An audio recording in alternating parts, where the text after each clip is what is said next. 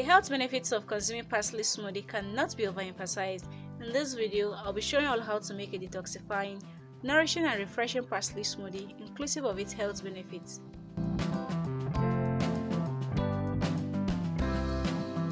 To make the parsley smoothie, I'll be using 1 ripe banana for sweetness. You can choose to use other fruits like pear, apple or even mango. I'll be adding some fresh parsley leaf that I've washed properly. For extra nutrients, I'll be adding 1 teaspoon of chia seed. For the liquid base, I'll be using 1 cup of milk. I'll just cover and allow everything to blend properly.